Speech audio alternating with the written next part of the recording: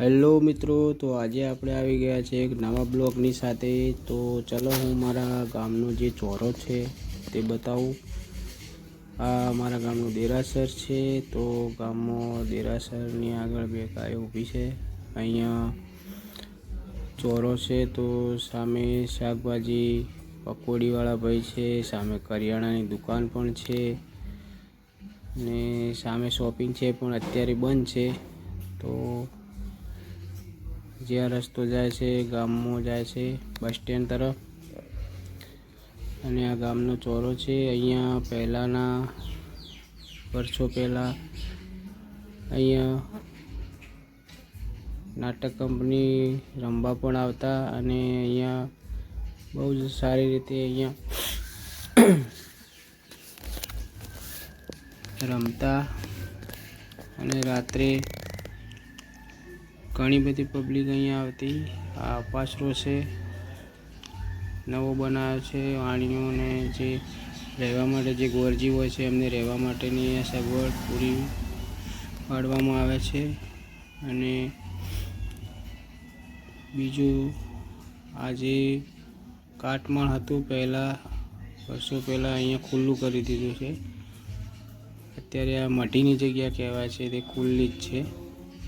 ત્યાં બાળકો રમી રહ્યા છે, જે રમવાની અમને અત્યારે બહુ મજા આવે છે।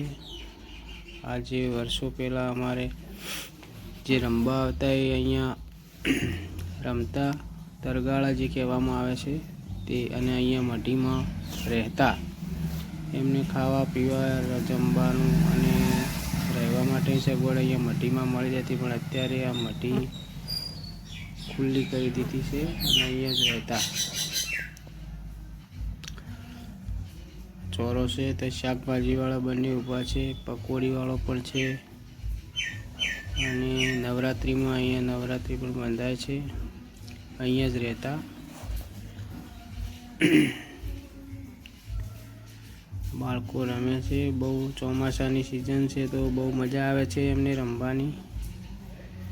તો જોઈ શકો મિત્રો, આજે આ અમારા ગામની જે મઢી કહેવામાં આવે છે મઢી છે, અને આ ગામનો ચોરો છે।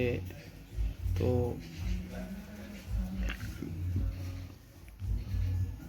આ એક રસ્તો ગામમાં જાય છે,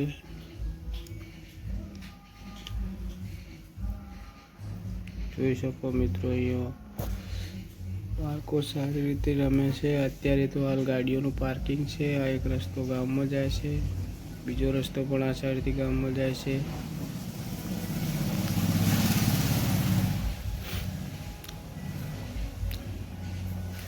અને અમારા ગામમાં અહીંયા નવરાત્રિ પણ સારી રીતે બંધાય છે। આ ગામનું દેરાસર છે, એના પાછળ પણ એક મકાન બનાવેલું છે।